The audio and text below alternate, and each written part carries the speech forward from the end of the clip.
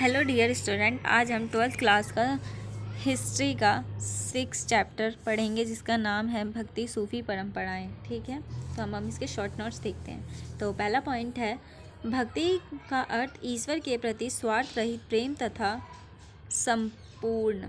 दूसरा पॉइंट है, इस काल के कुछ नूतन साहित्यिक स्रोत। तो हम इसके स्रोत देखते हैं। निम्नलिखित स्रोत हैं। पहला पॉइंट है, कबीरों के अनुयायियों द्वारा लिखित गई उनकी जीवनियाँ। दूसरा है, अक्षर सत्य नहीं। तीसरा, अनुयायियों के पद प्रदर्शन स्त्री में पुरुषों के प्रति विचार। चौथा है, संत कवियों की मृत्यु के बाद सामान्यतः उनके अनुयायियों द्वारा संकलित। पांचवा पॉइंट है, संत कवियों की रचनाएं। अब हम संत कवियों की रचनाएं के पॉइंट देखते हैं। मौखिक रूप से व्यक्त जनसाधारण के क्षेत्रीय भाषाओं में अधिकांश शब्द संगीतबद्ध, प्रवाहमान, इतिहासकारों के लिए चुनौती, मूल संदेशों को या तो विस्तृत किया गया अथवा बदल दिया गया। तीसरा पॉइंट है, भक्ति परंपराएं, जिसके दो पॉइंट है। पहला है सरगुण, दूसरा है निर्गुण।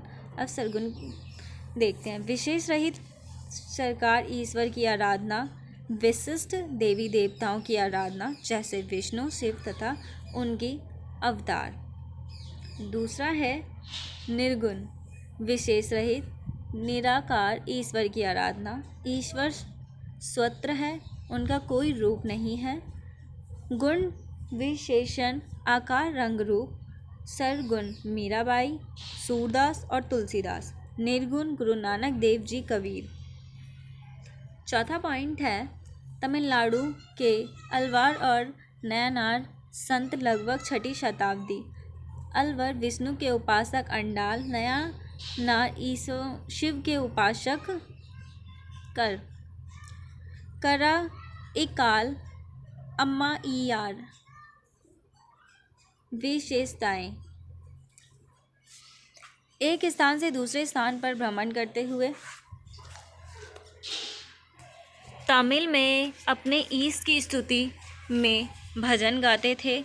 यात्राओं के दौरान कुछ पवन स्थलों को ईष्ट का निवास स्थान घोषित किया और यह विशाल मंदिर बन गया। यह तीर्थ स्थल भी माने गए। संत कवियों के भजनों को किन्हीं मंदिरों में अनुष्ठानों के समय गाया जाता था। और एक इसका लास्ट पॉइंट है, संत कवियों के प्रतिमाएं भी पूजी जाती थी। पांचवा पॉइंट है, जाति के प्रति दृष्टिकोण। जाति प्रथा में ब्राह्मणों की प्रभुता के विचारों में आवाज़ उठाई। प्रणाली को सुधारते हुए प्रयास किया। भक्ति संत विविध समुदाय से थे, जैसे ब्राह्मण, शिल्पकार, किसान और कुछ तो उन जातियों से थे।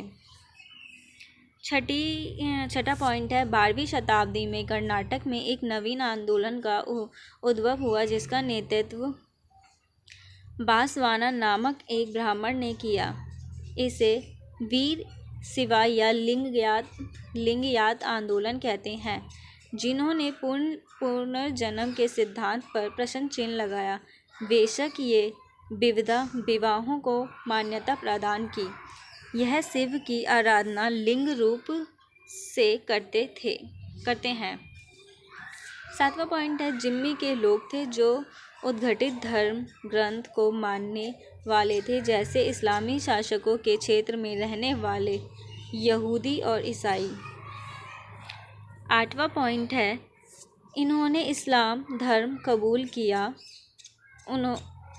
उन्होंने सैद्धांतिक रूप से उनकी 5 प्रमुख बातें मानी। पहला, अल्लाह एकमात्र ईश्वर है। पैगंबर मोहम्मद उनके दूत शहीद है। खैरात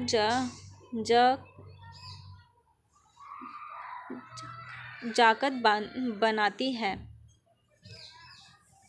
और रमज़ान के महीने में रोज़ा रखना चाहिए। हज के लिए मक्का जाना चाहिए। 9वां पॉइंट है, बासीरिया शरीयत में परमत करने वाली सूफ़ी थी। ये शरिया सीरियत की अवहेलना करने वाले सूफ़ी संत थे। 10वां पॉइंट है प्रमुख सूफ़ी सिलसिले चिश्ती, सुहरावर्दी, कादरी, नक्शबंदी। 11वां पॉइंट है कबीर की वाणी 3 विशिष्ट किंतु परस्पर व्यक्त परिपाटियों में संकलित है। कबीर बीजक वाराणसी तथा उत्तर प्रदेश के अन्य स्थानों पर कबीर पंक्तियों द्वारा सुरक्षित। कबीर ग्रंथावली राजस्थान के दादू पंक्तियों से संबंधित। आदि ग्रंथ साहिब, जिनके कई पद आदि ग्रंथ साहिब में से संकट है। 5 गुरु अर्जुन देव जी द्वारा। 12वां पॉइंट है बाबा गुरु नानक देव जी आरंभिक जीवन। बाबा गुरु नानक 1469 से 1539 तक। दूसरा पॉइंट है जन्म एक हिंदू व्यापारी परिवार में। जन्म स्थल इस्लाम धर्मावली पंजाब का ननकाना साहिब गांव रवि नदी के पास। फारसी पढ़ी तथा लेख कर के कार्य का परीक्षण प्राप्त किया। छोटी सी आयु में विवाह किया। सूफी और भक्ति संतों के बीच बिताते थे। उन्होंने दूर दराज की यात्रा भी की। 13वां पॉइंट है मीराबाई भक्ति की राजकुमारी। मीराबाई लगभग 15वीं-16वीं शताब्दी संभवतः भक्ति परंपराओं की सबसे सुप्रसिद्ध कवयित्री है। उनकी जीवनी उनके लिखे भजनों के आधार पर संकलित की गई है, जो शताब्दी तक प्रसिद्ध होते हैं। कुछ परंपराओं के अनुसार उनके गुरु रैदास थे, जो एक चमत्कार थे। अब एक लास्ट पॉइंट 14 है धार्मिक परंपराओं के इतिहास का पुनर्निर्माण। स्रोत मूर्तिकला। पहला है मूर्तिकला, दूसरा है स्थापत्य, धर्म गुरुओं से जुड़ी कहानियाँ, जीवनियाँ, दैनिक स्वरूप को समझना। तो यहीं पे हमारा चैप्टर होता है कंप्लीट। So thank you.